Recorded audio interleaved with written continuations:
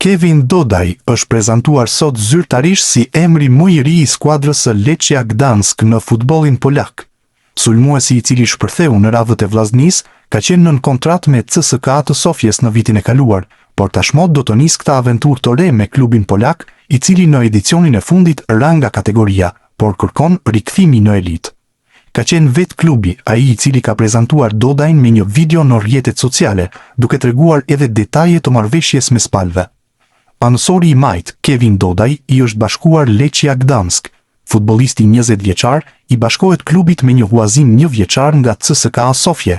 Kontrata përfshin një opsion për të blerë lojtarin, shkruhej në njoftimin e klubit, ku Dodaj do të mbajë fanellën me numrin 7. Mirto Uzuni vazhdon të shënoj gola mbres lënës me fanellën e Austin në këtë periudhë të sezoni, duke treguar se po kalon një formë të jashtëzakonshme. Sulmuesi i kombëtares shqiptare ka tundur përsëri rjetën në Leagues Cup, duke ndihmuar ekipin të siguronte çerek finalet e turneut, që organizohet me skuadrave më të mira të MLS dhe kampionati meksikan. Ekipi i Austin mbron luajti përballë Klub Amerika në një ndeshje ku e pa veten në disavantazh në fillimin e pjesës së dytë. Por në minutën e 67 ishte Uzuni ai, i cili me një goditje të jashtëzakonshme nga e majta, çoi topin në cepin e largët të portës dhe barazoi shifrat. Pas 90 minutave në barazim, por të përcaktuar fituesin u deshën penaltit, dhe aty Austin fitoi 6-5, me Uzunin i cili shënoi gjithashtu edhe në tentativën e tij nga pika e bardhë.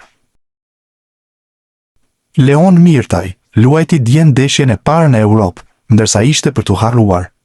Debreceni i besoi vendin e titullarit, pikërisht në humbjen 5-1, që pasoi me eliminimin në turin e tretë të Ligës së Konferencës. 18 vjeçari, çuditësisht u aktivizua në krahun e djathtë të mbrojtjes. Vlerësimi 4/9 nga SofaScore ishte më i ulti nga të gjithë lojtarët. Mirtaj u ndëshkua me karton të verdh në minutën e 57, ndërsa nuk u zëvendësua. Kujtojmë se futbollisti shqiptar vendosi këtë vit të ndryshonte kombësi, duke lënë Shqipërinë për Hungarinë. Më pas erdhi edhe kalimi i tij nga Akademia e Tottenham te Debrecen. Mbrëmja e djeshme në Danimark ishte plotësisht për t'u harruar. Armand Rada ka qenë shumë i pafat, pasi vetëm pak ditë para debutimit të shumë pritur të tij në Serin B, është dëmtuar dhe nuk pritet të jetë në javën e parë të sezonit të ri. Mesfushori i cili në të kaluarën ka qenë pjesë e përfaqësuesve të moshave të Shqipërisë, ka siguruar ngjitjen në Serin B me skuadrën e Vicencës dhe pritet të jetë një element i rëndësishëm për këtë sezon. Por klubi bëri të ditur sot se Rada ka pësuar një dëmtim në pulp gjatë stërvitjeve të kësaj jave. Kësaj, lojtari është lënë pushim dhe ka filluar fazën e rikuperimit, por ai pritet të humbas ndeshjen e parë të sezonit në Serin B, atë që luhet më datë 21 korrik përballë Catanzaros. Pajisja me pasaportën shqiptare dhe talenteve të reja që duan të veshin fanellën kuqezi duket se po has në vështirësitë ka krijuar së fundmi një përplasje në distancë mes Federatës Shqiptare të Futbollit dhe institucionit të presidencës. Kjo shihet qartësisht në një postim në rrjetet sociale i Tefik Osmanit, i cili në rolin e përgjegjësit të skautizmit të FSHF i është drejtuar publikisht presidentit Bajram Begaj, duke e pyetur se pse procedurat bëhen të përshpejtuara për lojtarët e Kosovës, si në rastin e Albion Rahmanit, por jo për talentet shqiptare. Postimi i Tefik Osmanit. Zoti presidenti i Republikës, po ju drejtohem publikisht jo për një favor, por për një përgjigje që lidhet drejt për drejt me të ardhmen e futbollit shqiptar. FSHF-ja ka dorëzuar dokumentacionin për rreth 10 djemë dhe vajza me potencial të madh, të cilët mund të përfaqësojnë Shqipërinë nga ekipet kombëtare të moshave. Përgjigjja që marrim është se ka ndryshuar ligji dhe duhet të presim VKM-n. Dua të jam shumë i qartë. Ne si FSHF jemi plotësisht pro që lojtarët me origjinë nga Kosova të pajisen me pasaportë shqiptare. Madje kemi punuar dhe kemi bërë marrëveshje me Italinë pikërisht që lojtarët shqiptar të mos konsiderohen ekstrakomunitar.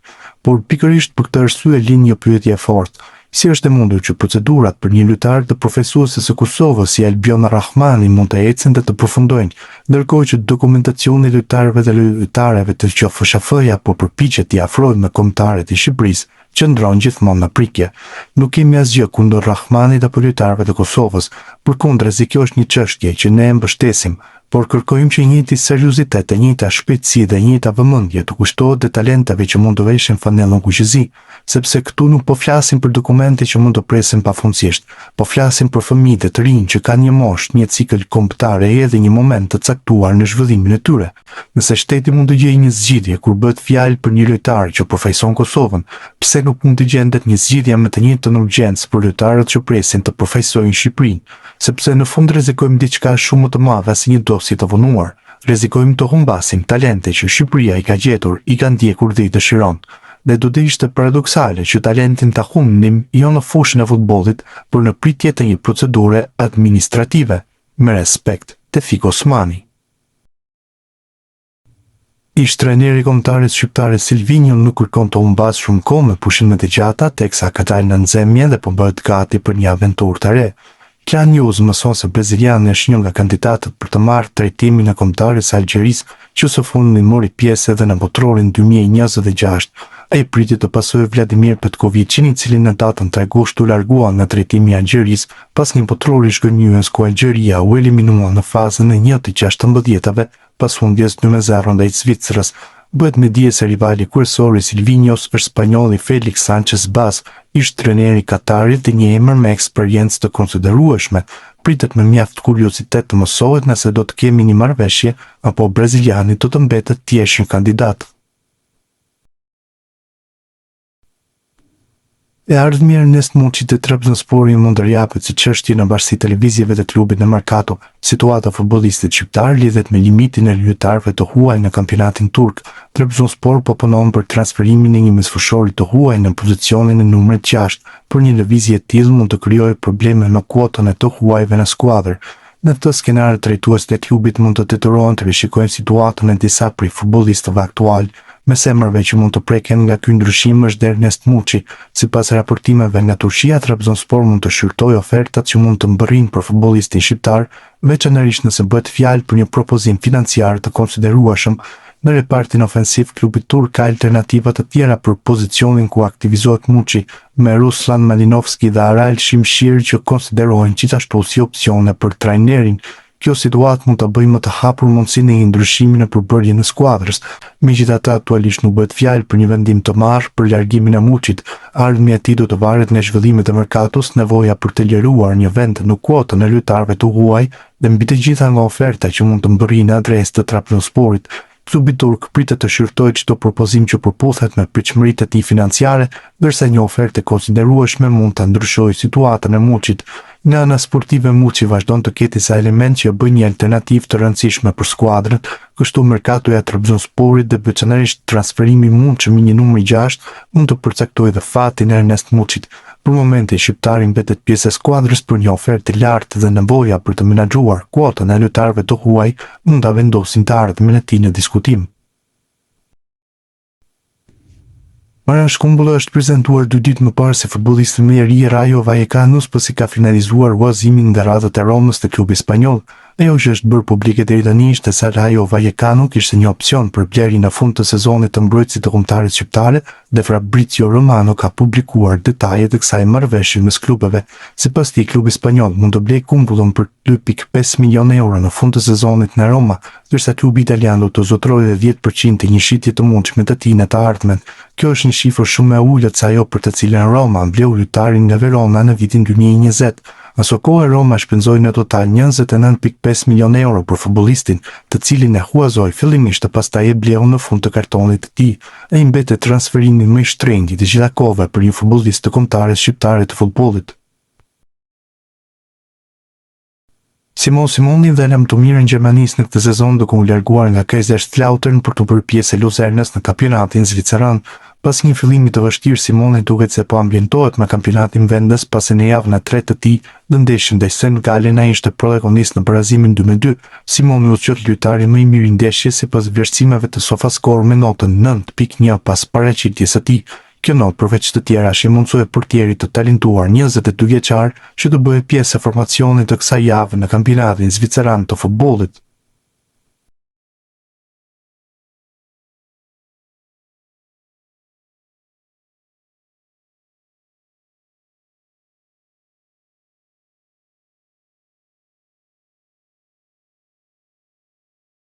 Kapiteni i kombëtares, Berat Gjimshiti, i dha fund aventurës 10 vjeçare me Atalantën. teksa nëpërmjet një reagimi të gjatë në Instagram, ka prekur me fjalët e shkruara, duke falenderuar çdo bashkëdhëtar të këtij kapitulli fantastik në klubin italian. Lideri Kuqezi do të nis tashmë një aventurë të re te Al Diriyah në Arabinë Saudite. Statusi i plot i Gjimshitit. Arrita në Bergamo 10 vjet më parë, si një futbollist i ri, me një ëndër dhe një dëshirë të fortë për të vërtetuar vlerën time. Sot largohem, duke e ditur se ky vend më ka dhënë shumë më tepër se sa futbolli. U rrita këtu si lojtar, si burr dhe si baba. Familja ime u rrit këtu. Bergamo është bërë shtëpia ime, dhe Atalanta është shumë më tepër se sa një ekip. Gjatë këtyre 10 viteve, kemi përjetuar fitore, humbje, net të paharrueshme, dhe gola që ndoshta dikur vetëm një ndërronim. Por ajo që do të marrë me vete më shumë se çdo gjë tjetër, janë njerëzit. Shokët e mi të ekipit, trajnerët, i gjithë stafi, çdo person që punon për këtë klub, familja Perkasi, tifozët tanë dhe të gjithë njerëzit e Bergamos. Faleminderit për besimin tuaj, për mbështetjen tuaj, që luftuat për krah nesh, dhe që më bët mua dhe familjen time të ndihemi pjesë e diçkaje të veçantë. Asgjë që kemi arritur nuk na është dhënë. E ndërtuam së bashku, me punë të palovur, sakrificë, disiplinë, zemër dhe atë mentalitet që e bashkon thellësisht Atalantën me qytetin e saj. Sot fillon një kapitull i ri, por ka vende nga të cilat nuk largohesh kur vërtet. Mund të largohesh nga një ekip, mund të largohesh nga një qytet, por ne mbajmë një shtëpi brenda vetes. Faleminderit për gjithçka, Bergamo. Faleminderit për gjithçka, Atalanta. Për gjithmonë në zemrat tona.